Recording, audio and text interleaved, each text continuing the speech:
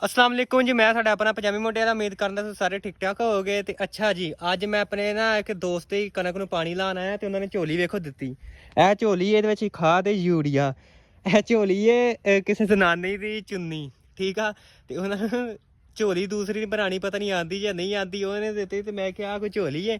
ਆਂਦਾ ਇਹਦੇ ਨਾਲ ਖਿਲਾਰਨੀ ਜਿਵੇਂ ਵੀ ਖਿਲਾਰਨੀ ਆਂਦਾ ਤੂੰ ਜਲਾਇਆ ਤੂੰ ਇਹਦੇ ਨਾਲ ਤੈਨੂੰ ਖਿਲਾਰਨੀ ਨਹੀਂ ਆਂਦੀ। ਅੱਛਾ ਚਲੋ ਮੈਂ ਕਿਹਾ ਠੀਕ ਆ। ਤੇ ਕਣਕ ਵੇਖ ਲਓ ਮਾਸ਼ਾਅੱਲਾ ਠੀਕ ਹੈ, ਸੋਲਰ ਚਲਾਇਆ ਆ ਉਹਨਾਂ ਨੇ, ਪਾਣੀ ਲੱਗਣ ਦਿਆ ਕਣਕ ਨੂੰ। ਇਹ ਵੇਖੋ ਮਾਸ਼ਾਅੱਲਾ ਉਹਨਾਂ ਦੀ ਕਣਕ ਹੈ। ਤੇ ਉਹ ਗਏ ਸੀ ਅੱਬੂ ਹੁਣਾਂ ਕਿਤੇ ਕੰਮ, ਤੇ ਮੈਨੂੰ ਅੱਜ ਇੱਥੇ ਕਰਕੇ ਗਏ ਨੇ ਕਣਕ ਕਹਿੰਦੇ ਨਾਲੇ ਪਾਣੀ ਲਾ ਤੇ ਨਾਲੇ ਖਾਦ ਖਿਲਾਰ। ਤੇ ਮੈਂ ਕਿਹਾ ਵੀਡੀਓ ਬਣਾ ਲਈ ਨਾ, ਤੁਹਾਨੂੰ ਦੱਸ ਦਈਏ ਕਿ ਭਾਈ ਆਹ ਇੱਥੇ ਝੋਲੀਆਂ ਹੁੰਦੀਆਂ ਨੇ ਆਵਾਮ ਦੀਆਂ, ਠੀਕ ਹੈ। ਇਹ ਝੋਲੀ ਤੁਸੀਂ ਕਦੀ ਵੇਖੀਆਂ ਨਹੀਂ ਹੋਣਗੀਆਂ, ਤੁਹਾਨੂੰ ਪਹਿਲੀ ਦਫਾ ਵਿਖਾਉਂਦੇ। ਇੱਕ ਵਾਰੀ ਸਹੀ ਤਰ੍ਹਾਂ ਨਜ਼ਰ ਮਾਰ ਕੇ ਵੇਖ ਲਵੋ। ਆਹ ਵੇਖ ਲਓ ਇੱਥੇ ਮਾਰੀ ਹੋਈ ਗੰਢ ਮੋਢੇ ਤੇ ਆਹ ਵੇਖੋ ਵਿੱਚ ਖਾਦ ਪਾਈ ਹੋਈ ਹੈ। ਇੰਝ ਫਰਕ ਤੇ ਇੰਝ ਖਿਲਾਰਨੇ, ਠੀਕ ਹੈ। ਤੇ ਵੀਡੀਓ ਚੰਗੀ ਲੱਗੀ ਤੇ ਵੀਡੀਓ ਨੂੰ ਲਾਈਕ ਸ਼ੇਅਰ ਫੋਲੋ ਲਾਜ਼ਮੀ ਕਰਨਾ, ਅਕਾਊਂਟ ਨੂੰ ਸਬਸਕ੍ਰਾਈਬ ਕਰਨਾ, ਠੀਕ ਹੈ। ਓਕੇ, ਅੱਲਾ ਹਾਫਿਜ਼।